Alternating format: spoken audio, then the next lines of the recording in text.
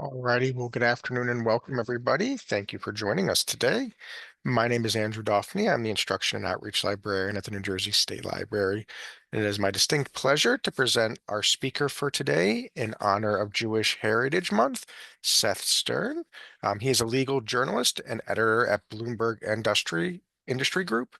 He previously reported for Bloomberg News, Congressional Quarterly, and the Christian Science Monitor. He co-authored Justice Brennan, Liberal Champion, which was published in 2010. And he is a graduate of Harvard Law School, the Harvard Kennedy School, and Cornell University. And today he's going to be talking about his recently published book, Speaking Yiddish to Chickens, Holocaust Survivors on South Jersey Poultry Farms. So we are really excited, Seth, to have you here. We really appreciate you speaking with us today. Before we jump into Seth's program, I just have a few housekeeping items to go over. First and foremost, we will be taking your questions at the end of the program, but if you do have any questions, you can submit them at any time using the Q&A or the chat features in the Zoom dashboard. At the end of the webinar, there will be a survey available for you so that if you have time, we ask you please complete the survey. We really, truly appreciate any and all feedback that you can give us. And again, if you want to learn more information about what Seth's going to cover today, please check out his book, Speaking Yiddish to Chickens. You can find it on Amazon and other places where books are sold. And then one last thing I have for you, I just want to do a brief overview of the Zoom dashboard. This is what your dashboard should look like if you're using a PC or a Mac. If you're using a mobile device, the dashboard may look a little bit different, but all of the features will still be there. In the bottom left-hand corner, you can check your audio settings. So if you're using an external listening device, like a headset or earbuds, you can check to make sure they're connected properly there. At any point during the presentation, if you have any problems, there is a raise hand button here in the middle. You can click on that and that'll alert me. I will send you a message in Zoom and hopefully be able to resolve any problems that you are having. And as I mentioned, if you do have questions, send them to us using the Q&A or the chat buttons at any time, and we'll address them at the end of Seth's talk today. So that is everything that I have for you. So it's my pleasure to turn it over to Seth now.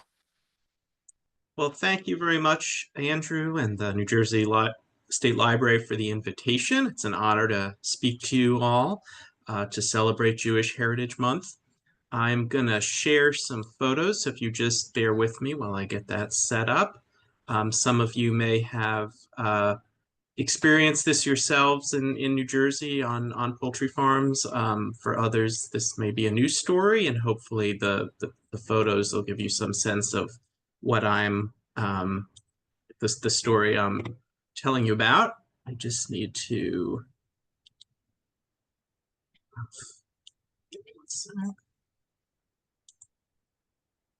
there we go.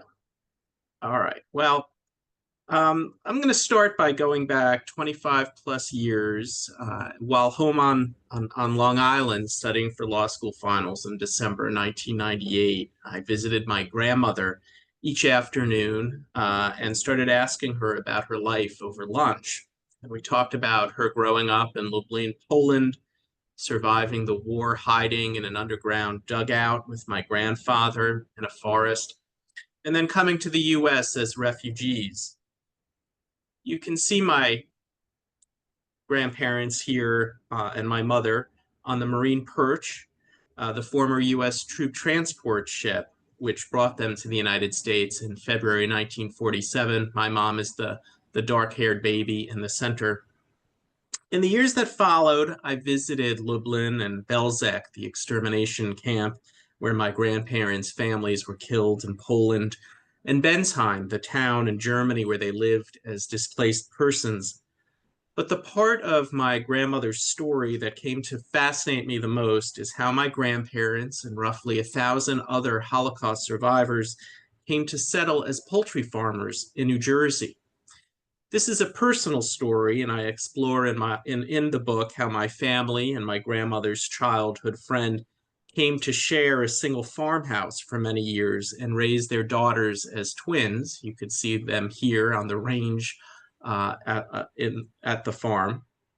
But it's also a broader story about how Jews came to be farmers in the US and why survivors wound up in this unique South Jersey community anchored by Vineland, New Jersey, halfway between Philadelphia and Atlantic City.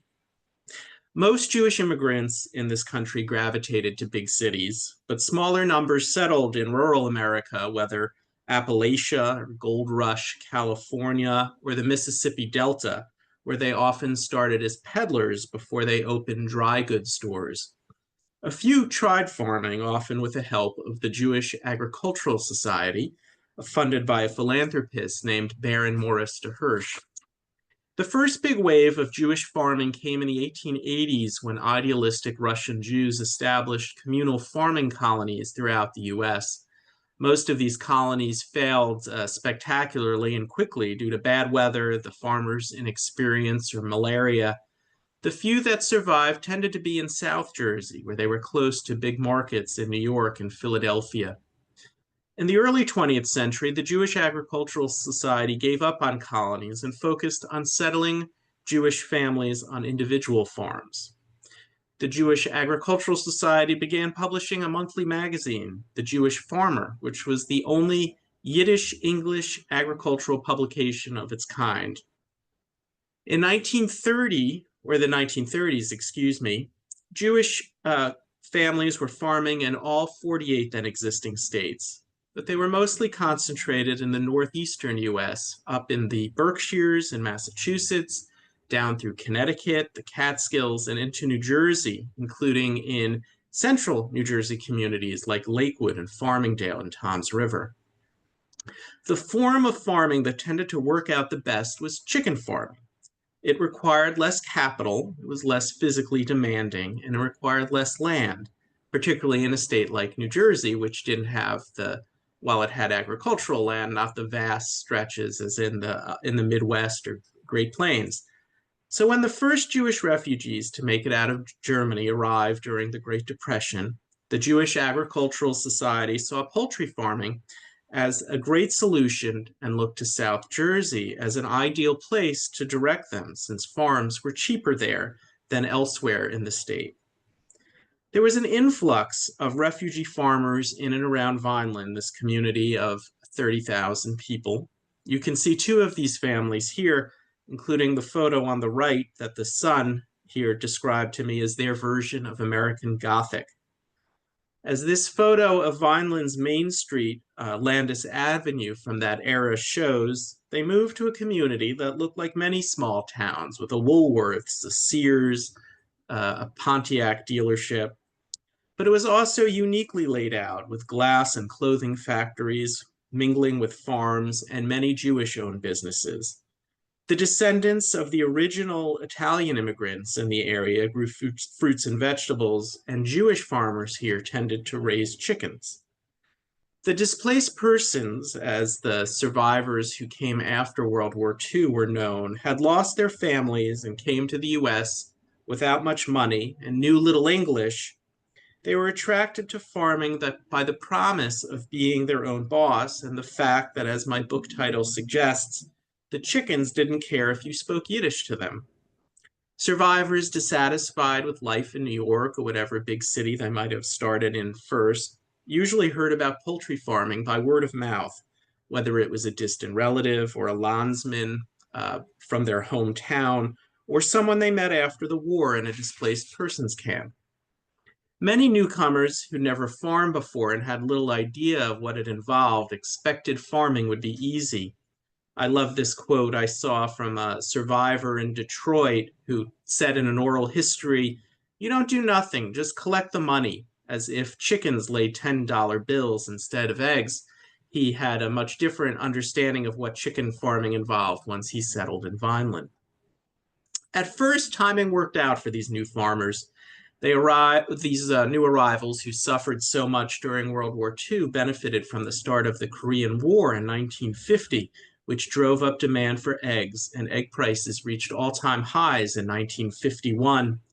In this era, poultry was king in Vineland. The high school dubbed its football team the Poultry Clan. This is their symbol.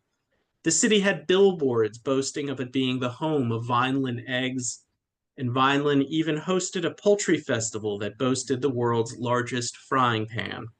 I showed this picture at a talk And someone raised their hands to say they had been in the audience that day, and the omelets that resulted were a lot less appealing because they saw a bird relieve themselves on the pan from above. There were hundreds of local poultry farms, including 500 purchased by Holocaust survivors alone. 17 poultry feed mills and 25 hatcheries and poultry dealers operated in the area.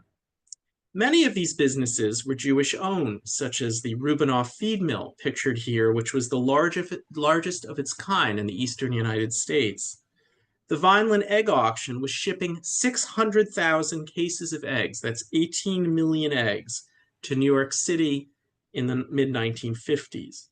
Poultry would become the top agricultural enterprise in the state, and 4 New Jersey counties ranked in the top 10 for the entire country in terms of chickens, including Monmouth and Ocean counties. To give you some sense of what these farms looked like, at the time, the typical family poultry farm in the Vineland area was roughly 10 acres and housed 3,000 to 4,000 chickens. Most of the farms were raising egg layers. Others sold them for meat, which were known as broilers. Even in the best of times, this was dirty, difficult work. You had to wake up early in the morning to make sure the chicken's water hadn't frozen. You couldn't easily take a day off since the chickens needed to be fed 7 days a week, 365 days a year. Viruses could wipe out whole flocks. Wild dogs would snatch them in the night. Hens were nasty when cooped up together and could peck each other to death or smother each other in a panic during air raid drills, which were frequent during the Cold War. The stench of their waste could be overpowering, and brooder stoves used to keep baby chicks warm could catch fire and burn down the coops. The economics were tough even in good years, and finding reliable laborers proved challenging. The relationship between the small farm owners and their workers were often fraught. Most of the newcomers who arrived during this period, particularly the refugees, had never farmed before and had no idea what they were doing. Many had grown up in big cities and found it isolating to live on a farm. Others who'd moved to farms from crowded New York tenements found comfort in having so much land to themselves, even if it meant sharing their property with thousands of hens. Their embarrassing missteps became the butt of jokes among veteran poultry farmers and local veterinarians, like the farmer who washed his eggs with water so warm they hard-boiled inside, or the farmer who told to give his chickens a teaspoon of vaccine used an old Fairly heirloom 3 times too big and poisoned his whole flock. Many newcomers who had hoped for a stable, quiet life recoiled at the uncertainty. Some dropped out of the poultry business as soon as they arrived. One survivor refugee lasted only 9 weeks raising chickens before he found a job making draperies and slipcovers at the Sears department store on Landis Avenue. But many more of these new farmers stuck it out. As one farm wife later recalled, "You'd be surprised how fast you can learn if you're in a jam. We had to make a living and take care of the children, and you just did it. We were fast learners. We had to be." Part of what eased the transition was the uniquely large Jewish presence in Vineland. I'd mentioned earlier how Jews had always settled in rural America, but by the 1950s, most rural Jewish communities had shrunk as Jews, like everyone else in small towns, had moved to cities and started moving on to the suburbs. In Vineland, the descendants of the original farm colony settlers and the German refugees that followed had already built a remarkably robust Jewish community full of synagogues, kosher bakeries, butcher shops, and delis. Decades later, so many of the people I spoke with recalled the taste of Goldstein's pastrami and the smell of onion rolls from one of the Jewish-owned bakeries half a block away. Vineland had multiple Zionist organizations and a half-hour local radio show every Sunday morning called The Voice of Israel. In the 1950s, Manischewitz opened a plant there to make borscht and gefilte fish. You could see this ad that appeared in Jewish community newspapers across the country, boasted that the gefilte fish Manischewitz made was made from the famous Vineland, New Jersey egg farms. So the farms were famous, at least in Jewish communities, but the fact that so many of the eggs were being produced by Holocaust survivors was little known beyond South Jersey at the time. The survivors would enrich this Jewish community and make it their own. They built shtiebels, or small shuls, often with their own hands, within walking distance of their farms, because they needed to be able to walk to where they were going to pray on the Sabbath and Jewish holidays. They wouldn't drive. This is the one with the Hebrew name for the surviving remnant that was on the same block as my grandparents' farm. This is a favorite picture of mine when congregants celebrated the arrival of their Torah outside the small shul. My grandfather is holding the staff in the front on the left. They created what they dubbed the Jewish Poultry Farmers Association, a Landsmannschaft, or combination mutual aid society and social club like the ones earlier generations of immigrants established in big cities. Their Farban, which was their nickname for their association, which was Yiddish for association, hosted dinner dances and stars of the Yiddish stage, comedians, poets, journalists who came to perform before standing room only crowds at the local high school, the only venue large enough to hold hundreds of people. They also commemorated what would later become known as the Holocaust. This is a program from their April 1961 commemoration.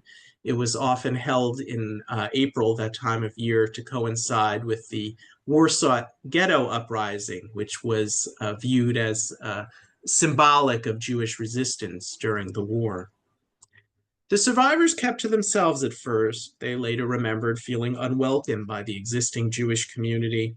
Some recalled American-born Jews could be downright cruel with comments about how they must have done something wrong to wind up in a prison camp. It's difficult so many decades later to tease out exactly what explains the dynamics within the Jewish community. What survivors experienced as cruelty might have been fumbling attempts by American-born Jews unsure about what to say, unintentionally saying the wrong thing. Even the most well-meaning American-born Jews found it difficult to relate to survivors face to face. They had no conception of what survivors had endured or how to talk to them. Some survivors may have avoided American-born Jews because they felt self-conscious around them, although the earlier German Jewish refugees recalled feeling equally unwelcome when they arrived in the late 1930s and early 1940s. The German Jews and post-war survivors also largely stayed apart at first, with both feeling more comfortable among their own. These distinctions tended to break down over time, with the children of survivors and German Jewish refugees joking about intermarriage with the American-born Jews decades later. Many of the survivors' farmers had very warm memories of their time there, while others hated every minute, which was in many cases such a drastic fall in their status from their lives in Europe. Their children tended to enjoy farm life, which could be both idyllic and dangerous. My mother's earliest memories included petting soft baby chicks. This photo still sits on her shelf at home, and the sight of the rifle her father kept handy to kill predators trying to snatch chickens. They had ample opportunity to explore their physical surroundings and were granted a great deal of freedom to do so. The labor-intensive work of running a farm meant many of their parents didn't have the time to watch over them closely throughout the day, particularly during the summer when they were home from school. Nearly everyone recalled days on a patch of sands along the Morris River where the children played, teenagers danced at the jukebox, and their parents played cards while gossiping in Yiddish, Polish, Hungarian, or whatever other language they might have grown up speaking. On the one hand, the survivors' children lived a very cloistered life, one full of Jewish poultry farmer associations, Hanukkah, Purim, and as in this photo, Lag BaOmer parties and socializing with other farm families in Yiddish or Polish. But the Grinna, as they called themselves and were known, which is a play on the term greenhorn for newcomer, they also felt pressure to keep up with neighbors and provide whatever they imagined a proper American childhood required. So they made sure to sign up their kids for Little League or Girl Scouts and Boy Scouts. This is my mother's troop posing with Vineland's mayor. At times, they could feel uncomfortable cast in their small schoolhouse Christmas pageants. Some families avoided the dissonance by enrolling their children in the private Jewish day school that opened in the fall of 1953 in a renovated farmhouse. Only in Vineland could the eventual site of the Jewish day school share the same stretch of rural road as Jewish chicken farms, a shtibel, as well as the grounds of a rodeo horse show and a nearby car racing track. As teenagers, the survivors' children watched Dick Clark's American Bandstand, which was filmed nearby in Philadelphia, to pick up on the latest fashions, hairdos, and dance moves, while their mothers felt guilty if they couldn't afford to throw them a proper Sweet 16. The Jewish Agricultural Society and the survivors didn't know it at the time, but these refugees had entered poultry farming at the worst possible moment. Small family farms were finding it increasingly hard to compete with mega farms in the South that had much lower labor and land costs and could support 50,000, 100,000, and ultimately a million birds. In October 1954, Hurricane Hazel barreled through Vineland, peeling roofs off of coops like the lids of tin cans and killing or leaving homeless tens of thousands of chickens. Given the hard times ahead, the lucky ones might actually have been the farmers who lost everything and used insurance proceeds to start over in a new business or in an entirely different place.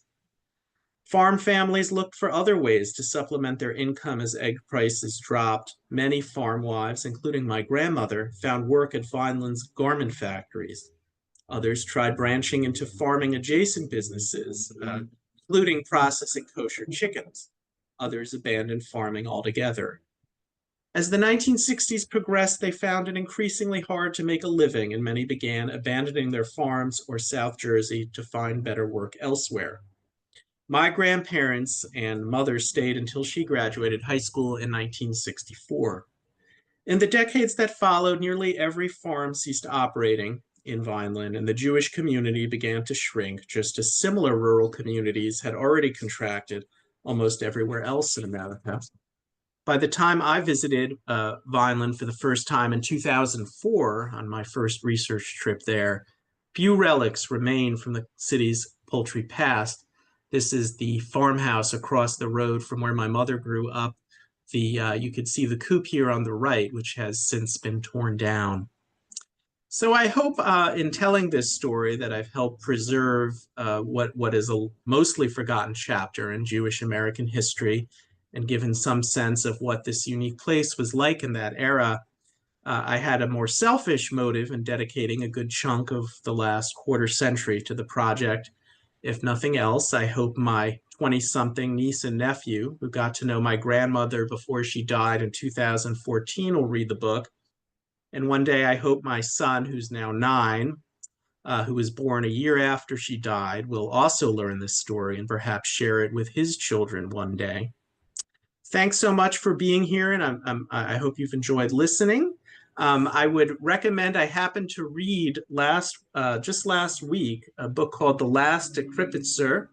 The author is a lawyer in Philadelphia who won the National Jewish Book Award. I don't want to give away too much of the plot, but in part it takes place in a Vineland poultry farm, which was a nice coincidence.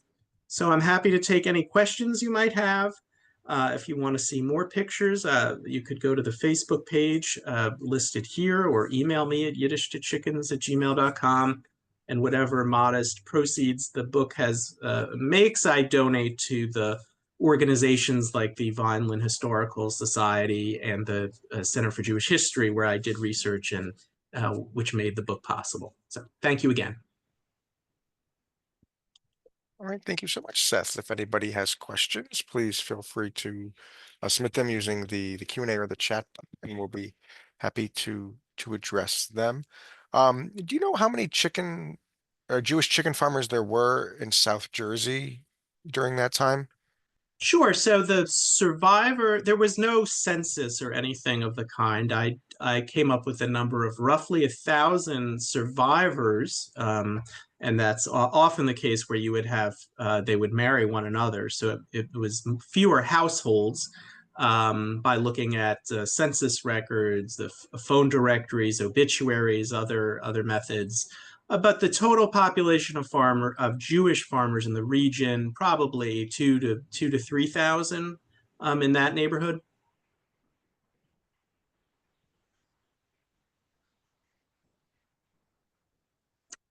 Is there any organizations for the families today? No, not really. As I mentioned, the community began shrinking in the 1960s and really dispersing.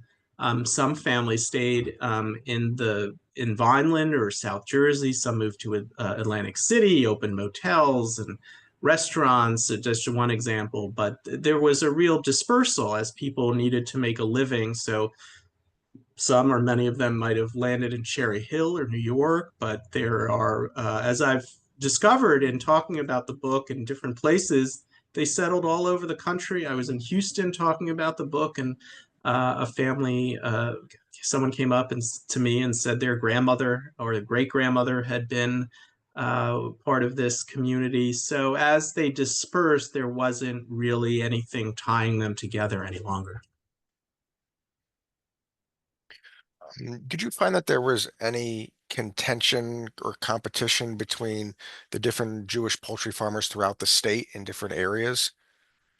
The farmers didn't really view themselves as competitors. I would say, particularly in the South Jersey, this community, they banded together. Similarly, the earlier arrivals, the German Jewish arrivals, had their own organization, the Poultrymen. There were, as I mentioned, other counties with significant poultry farming communities. There was a sense as time went on and the scale of farming changed, and the South became such a significant competitor that that might have been the competition. But I haven't gotten the sense that they viewed each other as competitors. They were in a common endeavor. They marketed their eggs together. They relied, in many instances, on the egg auction to help sell the eggs together. So it was much more a cooperative endeavor than competitive. Do you have any idea who owned the poultry farms before the Jewish immigrant influx? Sure, it varied. In some instances, it might have been Italian or other. I believe I'm thinking of my own family. They were uh, Eastern European, non-Jewish. They had been on the farm for 20 some years, and it was just time for generational change. A lot of farmers had difficulties during the Great Depression, which and so there were farms available for sale. Some of it was new farms. Given the size, it was easier to have parcels of land. So it really varied, and some of it was Jewish farmers earlier, from the earlier wave, who might have farmed and then moved on to something else, who sold them farms. Did your family experience any anti-Semitism in Vineland? Sure, I try to portray in the book. It's a mix. So you had instances even within the Jewish community. I don't know if you call it anti-Semitism, but feeling less than welcome, and others. There are examples of tremendous generosity and warmth within the Jewish community, and the same would extend to the non-Jewish community, which wasn't entirely, but there was a large Italian American presence at the time in Vineland, including the mayors, and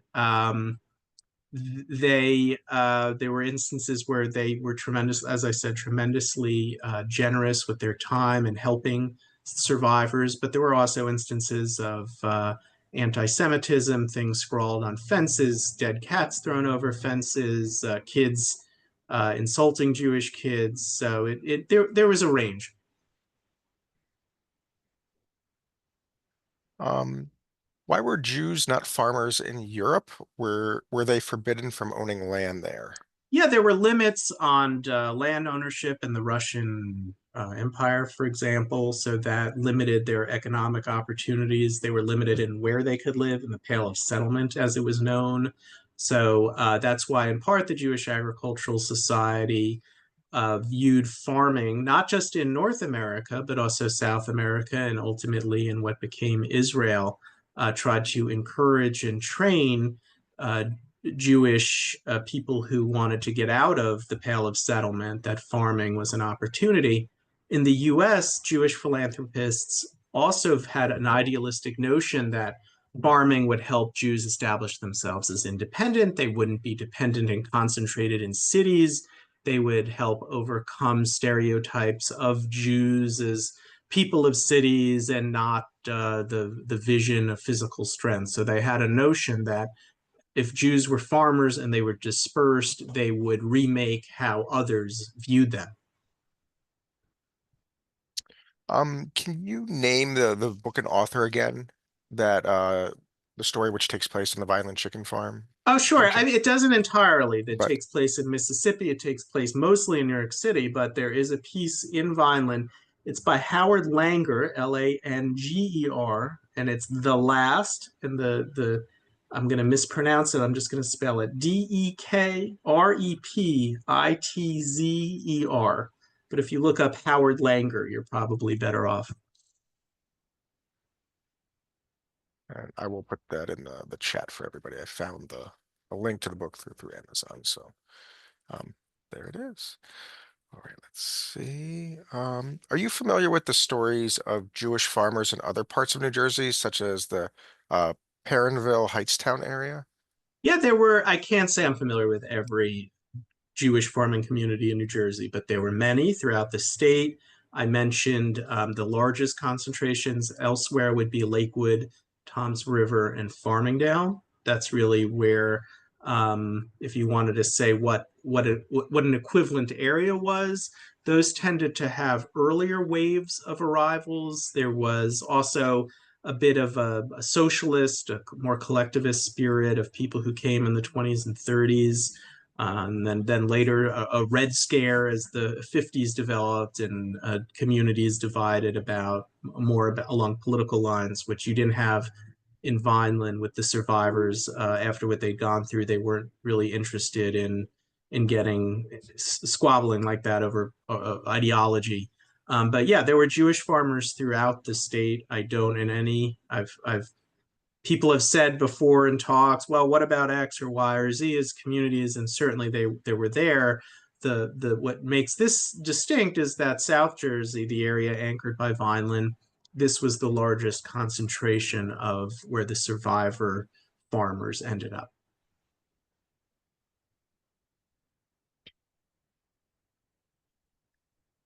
How did these Jewish immigrants end up in Vineland if they weren't farmers to begin with? I have relatives from Brooklyn who moved to Vineland in the 30s. I have to ask family what drew them to Vineland at that time.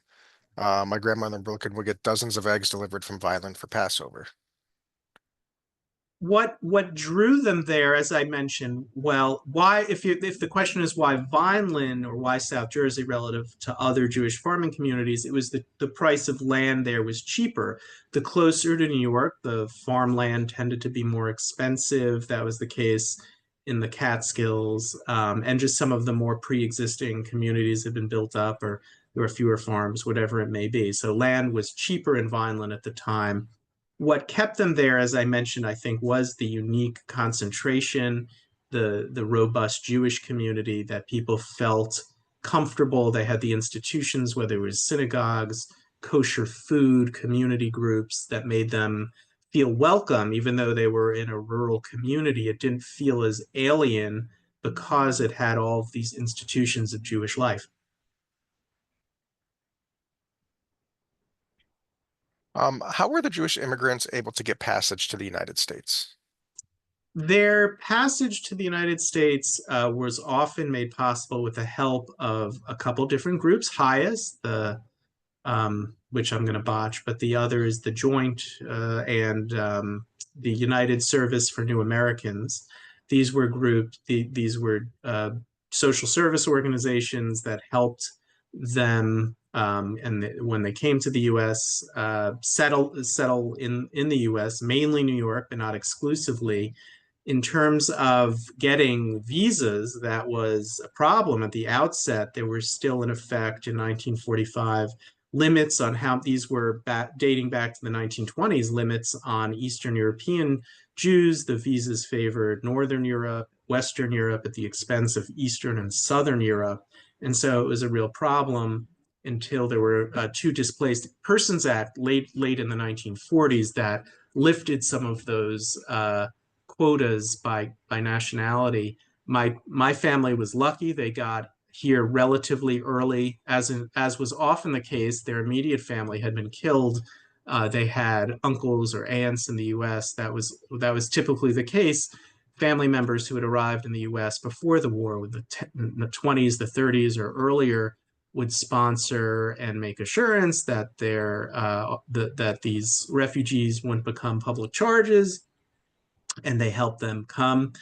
There was a lot of disappointment. Often the expectations were incredibly high among the survivors about replacing lost family, and they often felt like there's these distant relatives didn't step up like they'd hoped, and the distant relatives, they didn't have a connection necessarily. Some were extraordinarily generous. Some didn't show up even to welcome them at the pier when the ship arrived. It varied tremendously.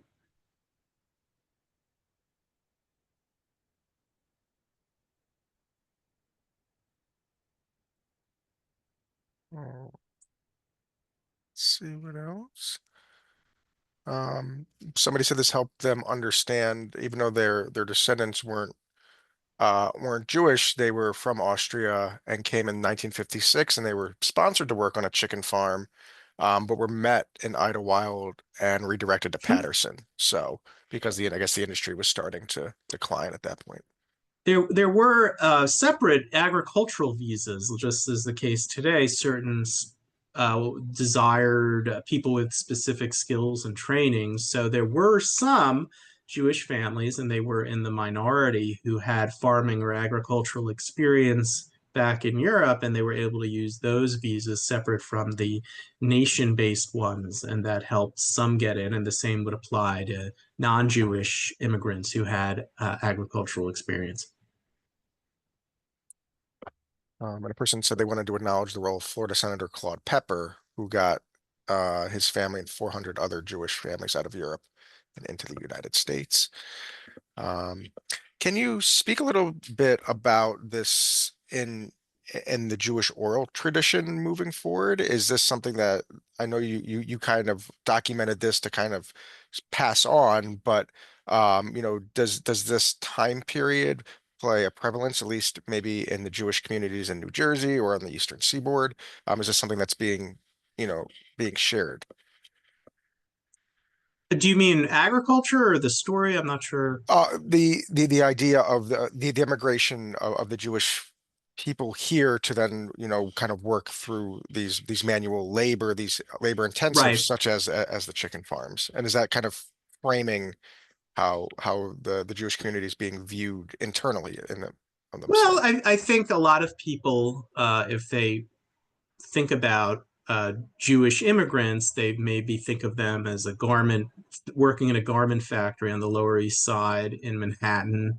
The Triangle Fire, where hundreds of people died, for instance, in terrible conditions, and the doors were locked. I mean, that might be the image of how Jewish immigrants started out and then moved on. That is the predominant story, that urban worker story. But this is another story, both as I mentioned, the rural American peddler turned dry goods store shop owner, and that's the origins also of many of what were once the largest department stores in America. But then this agriculture is another part of the story. I think it's not a well-known part of the story, and it was a small part of the total story, but it is part of the story. And I think it's worth. I think about it in terms of how in the course of working on this book, uh, opinions have changed about refugees. I saw a lot of parallels, for instance, in how the displaced persons were talked about, that they were going to be a threat in the passage of the Displaced Persons Acts that I mentioned in the late 40s, that these were subversives, that the Russians were going to infiltrate the U.S. with communists. There's a parallel to today about how we talk about refugees, or while I was writing this book, for instance, refugees from Syria. So there is that tradition of mistrust of refugees who often come to this country as the Jewish farmers did, to do not very what was a dirty, difficult job, and they worked their way up. It didn't work out for them, but they many of them became successful business people, and their children went on to careers and in professions and business and academia. So that is the what we'd all consider the American dream.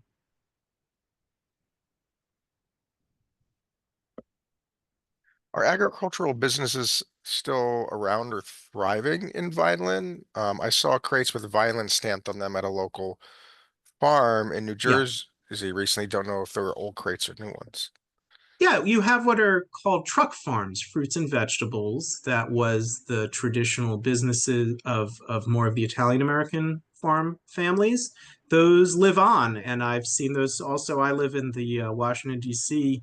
suburbs, and I've seen signs for Vineland produce as well. So, fruits and vegetables, yes, but the poultry farming has all disappeared. You can still see it in the Delmarva Peninsula and Delaware, home of Purdue chickens, the processing there, and a lot of, but the eggs, the mass production is mostly in the South, given labor, unionization, land costs, name all the factors. Chicken poultry just moved out of South Jersey.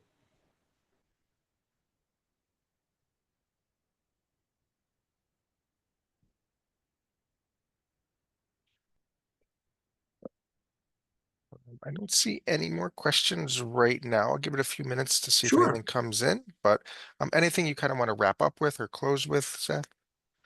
Well, I mean, again, on the thought about the American dream, you look at the region. South Jersey has become home. The demographics have changed. There's still a small Jewish community there, but it's become largely or more predominantly Latino.